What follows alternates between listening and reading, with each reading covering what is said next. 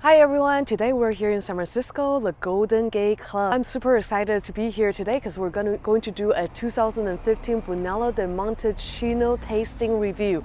I am super excited about this vintage.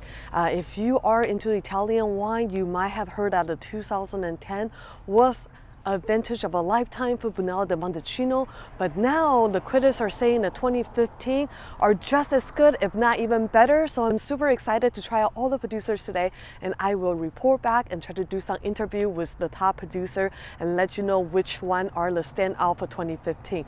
Now, yesterday I actually went over a brief overview of what Brunello di Montalcino is, the grape and the aging requirement, and kind of the two different styles of the Brunello di Montalcino winemaker. So today I'm going to focus my review on two different categories. I'm going to rank some of my top modern style winemaking Brunello di Montalcino producer and also the classic style. So no matter you like the classic style or the rustic style, I'm going to have some great recommendation for you. So super excited, let's go check it out.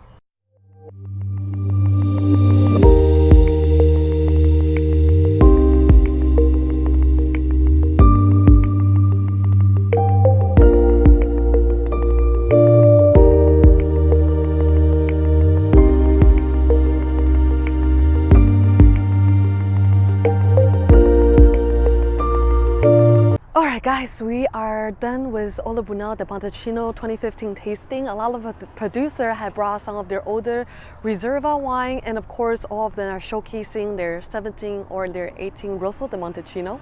So I think in addition to telling you guys what are the best Brunello di Montalcino from 2015 I've tasted, it'll also be great to point out a couple of standout Rossos because that's really where the value is at. So let's go in and let me go ahead and review and interview the best of 2015 from this tasting. Let's go. Our standout wine for today is the Castello del Romitorio. This beautiful label is actually designed by the owner of the winery. The owner of the winery is quite a famous artist in Italy. And this is actually their higher-end single Brunello di Montalcino made with a 55-year-old vine. And it is a very solid structure, kind of a great representation of what I call a more New World style Brunello di Montalcino. Another standout as far as Rosso di Montalcino is made by Poggione. They're by no means a small winery. The Rosso di Montalcino actually produce a whopping 200,000 bottles a year. The good thing is you won't have problem finding them. They made a pretty massive, really structured Rosso di Montalcino that's worth mentioning. I'm Alessandro from the Poggione winery in Montalcino. It's one of the oldest wineries in the area. It's been around for over 130 years. And one of our wines is Rosso di Montalcino 2018. Rosso di Montalcino is made with estate-grown Sangiovese from vineyards that are at least 15 years old and older, estate-grown and hand-harvested. The aging is for 1 year in large French oak barrels that are 5,000 liters in size. And then we keep the wine in the bottle for at least 6 months before release. It's a wine that is fruit-centric, all about the fruit. So a lot of red fruit, red cherries, black cherries, and of course a beautiful freshness that is the characteristic of the Sangiovese. Here's another winery. Stirred up a lot of talk today. It was one of the wine represented in the master class earlier. The producer brought in the 13, 14, and 15 vintage of their Brunello di Montalcino. And what really surprised me is how different each one of this vintage tasted. The 13 was very earthy, leathery. The 14 has lots of beautiful dry cherry, floral, and spicy pepper notes. And the 15 is soft, red floral, high acid. It's ready to drink and good tannin structure. They aged in 500-liter French oak for about 36 months, and the style really stands out and really catch the attention of a lot of sommelier and retailer and importer today. They're not yet represented here in the United States, so we're hoping some importer will pick them up and we'll be able to buy them in the United States shortly. My winery have only 2 hectares and a half, and me produce Brunello. Brunello have 36 months the bottle, and is vinification in ice, and more is a regulament prevent stopping in a bottle minimum 4 months of frost commercial. All the years the same job, is different. Fruit, the years for have a quality different. Next up, we have San Paulo's Brunello de Montalcino. I thought they really stand out because they have two Brunello de Montalcino from the 2015 vintage. One is a Normale, the other one is a single vineyard, and they actually treat this two quite differently. So the normal one is very earthy, leathery, a lot of nice like animal characteristic, massive. It's very satisfying on the palate. And they actually ferment in concrete tank and do a selection of French barrel depending on the vintage. Every year is a little bit different. Where for their single vineyard, and it's fermented and aged both in those large oak, very different from their Normale production. So it's a very interesting, and where in one winery you see both modern and old world style winemaking in one. And I figure it's worth trying out. San Polo is an estate today. San Polo is an organic producer located in the southeastern part of Montalcino at high elevation. So all of our vineyards are contiguous. They're all organically farmed vineyards. And then we have a single vineyard as well called Podernovi, of which we produced 500 cases. This is our highest vineyard. So we go from anywhere about 380 to 420 meters above sea level. At 420 meters, you're about 1,550 feet, I think, above sea level. And all of our exposure is south to southwest. So we have a fairly uniform terroir. We have poor soils with lots of calcium. What interesting difference between these two wines is that the regular Classico is aged in a selection of different oaks after first being fermented in concrete. So these are our concrete fermentation vats. And then we'll age an oak for 2 years, but in a different combination of oaks. So anywhere from 500 liter to 2,000 to 5,000 liter oak. Then with the Podernovi, on the other hand, this comes from the highest vineyard in our estate.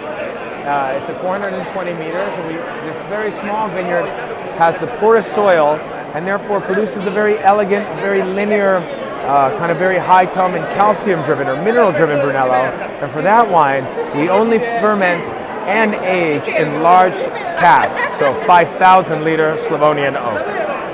The 2015 was a fantastic vintage for both, and while we produce our Classico every year, the 2015 Podernovi was one of the first that we've produced, and it's not something that we produce every vintage.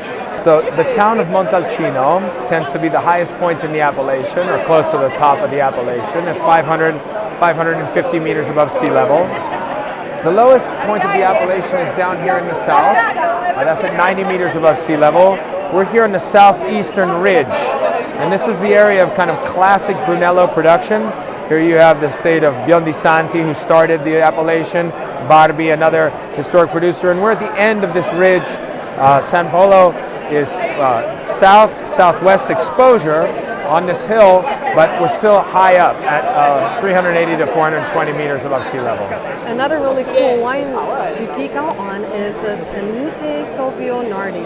So what I really want to point out for them is they have two single vineyard Brunello de Montalcino. One is actually from the northeast part of the town of Montalcino, and the other one is from the southwest. So you cannot get any more opposite and different than these two single vineyard, and it shows in the wine. The northeast is cooler, higher elevation. The wine is grippy, it's tannicky, very structurally sound. And then the other one is from the southwest part, warmer, so it's fruity, juicy, plummy, red fruit. Again, a great comparison between cold and warm in one region and how different they can taste when everything else being equal. And they're kind of on the newer production style. They use new French oak, so this will be a great example of a newer style of winemaking that I would highly recommend trying out. This next winery I really want to talk about is Wuchaleria. It's actually kind of an interesting, mostly old world style winemaking with about 10 to 15% of French oak mixed in there. They also have a sister winery here called Valerio, which is the same exact winemaking team and resources, but the property here is about 300 to 400 meter higher elevation compared to the Wuchaleria, and makes the wine even more elegant, drinking almost like a Burgundy. Valerio, this is actually a sister winery with Wuchaleria, which is much more well known in the States. This is a smaller production, and their Rosso di Montalcino I'm highly recommending. One of the reasons why people don't like Italian wine is because the fruit tend to be really tart and sour, but the Rosso di Montalcino has a very pleasant strawberry, kind of that sweetness on the palate. It's a very pleasurable wine, drinking very elegantly and also very expressive on the nose. So we're gonna have here the 7 dynamic Brunello Cru. This is 7 different single vineyards. You see here in dark red. To underline that this is not a normal cru, those are dynamic crus. So each year we select the wines. They are adequate to the cru, based on a technology with measurements of the growth trends of the wines with infrared sensors on the tractor. You can see this here. Those are the sensors. We are going through the lines, measuring the growth trends. There we have our maps. Each dot is a wine and measures the growth trends. Only the medium one is the right one for the cru. This is the 7 dynamic Brunello Cru of Corte Pavone. It's unique and very innovative. This is quite new. The first release was 2013. Then we had another cru 2014, and now 2015 we have 3 different. The Campo Marzio is the cru made with wines. They are 60 years old. So this is the Capanna. I think overall they really outshine every other producers here today. They have consistently produced absolutely outstanding quality of Brunello, and even their Rosso was extremely expressive, very floral, and absolutely beautiful. Hi, I'm Daniele. I'm currently the export manager for the Capanna wine. I'm here to represent this amazing family, the Cencioni family, that started right in 1957. They moved to the winery right after the Second World War and have been making really good wines. They've always believed in the Montosoli area. We are located today in the north side. In Montosoli we have this nice drop in temperature between the night that give a very nice acidity to the wines. At the moment Patrizio and his son Amedeo are the 2 winemakers. Patrizio just went through his 52nd harvest at Capanna. So we also, the latest project is that we've been opening also a little relay with rooms, so feel free to visit us at Capanna, the winery. The idea of the winery has always been the one to protect the original way of making Brunello. We're still one of the few producers that ferment wine in oak instead of stainless steel, and we still do 3 years and 8 months in the largest Slavonian oak barrels as it was initially. I think protecting the heritage is definitely the key. Alright, that was it. My top 9 wines for the 2015 Brunello de Montalcino tasting. Thank you so much for watching. If you liked the video, please hit that like button or leave me a comment below. And feel free to subscribe to my mailing list on www.angiesum.com, where I'll send you weekly recap on all the videos on the wine topics. And I will send great wine deals to you as well. Thank you. Drink enjoyably and responsibly. Bye.